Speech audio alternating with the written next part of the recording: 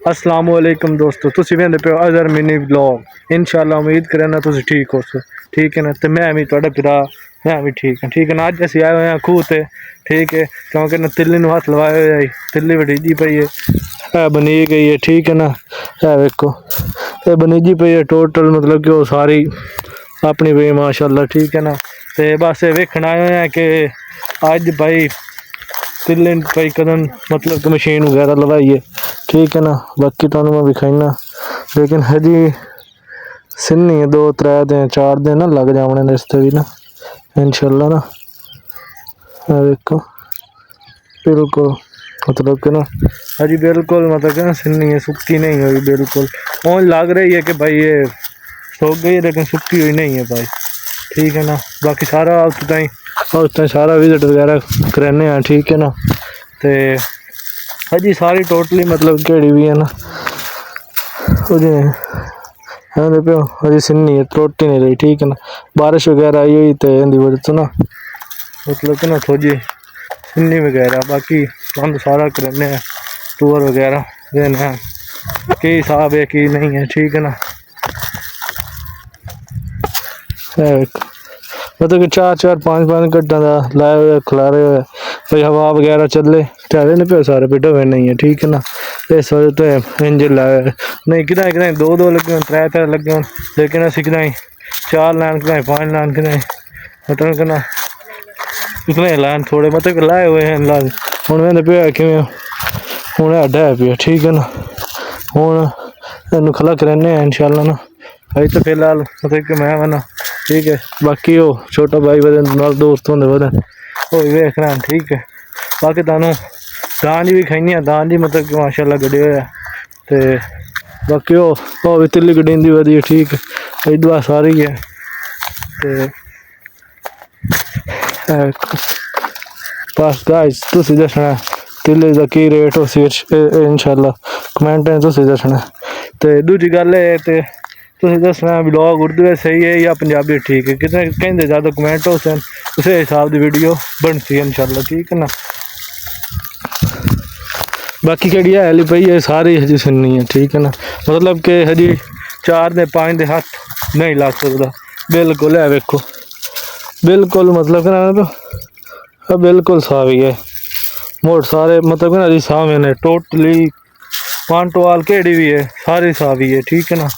तो वेखो है भैन ओ ये क्योंकि ना केड़ा है है ना ज़्यादा अच्छी है कि सब वो एंड तक गड्डी खलोते ना और केड़ा ओ जनाब बिल्कुल मतलब कि ना पेटा है बिल्कुल मतलब कि हुई ना समझो हुई कोई नहीं चिड़िया है हुई है तिल्ली माशाअल्लाह बहुत अच्छी हुई है, ठीक है ना। बाकी दोस्तों है दांद लाए हुआ है, ठीक है ना। बाकी वो पीटर है अपना केड़ा वो सामने खलोता, ठीक है ना, वो पीटर है। तो टाइम बाकी वेखो शाम का हो गया, सूरज ग्रूप होने वाला, ठीक है ना। तो साडा व्लॉग शुरू भी होना है, ठीक है।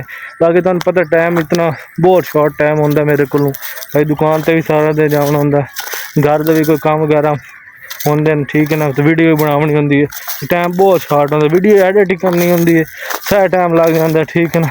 सिर्फ तुहाडे भरावां दी मुहब्बत दे पर वीडियो बनानी पौंदी है, ठीक है ना, क्योंकि तुसीं नाराज़ ना हो जाओ।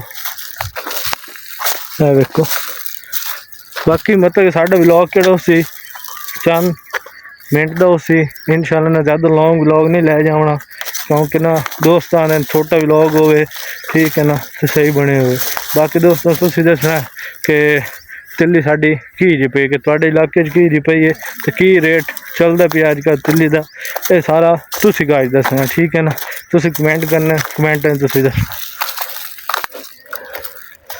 बाकी वो सारा भों वगैरह भी है केड़े मतलब कि देहाती एरिया इन्होंने पता से केड़ी चीज़ पई है, बाकी केड़े शहरियां तो नहीं पता होना केड़ी चीज़ पई है केड़ी चीज़ नहीं पई, ठीक है ना।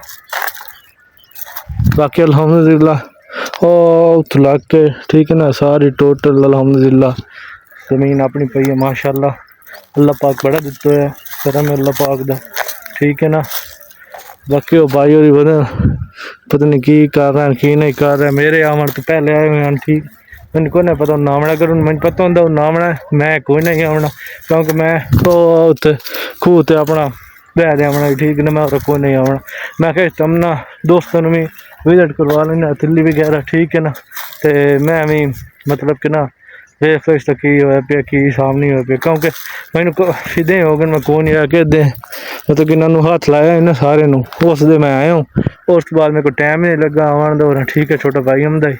बाकी हूँ इस तो सारा केड़े दान कढ़ना है सारा टोटली केड़े ये एरिया ना, मतलब कि इस टोटली दान कढ़ना ठीक है ना। ओके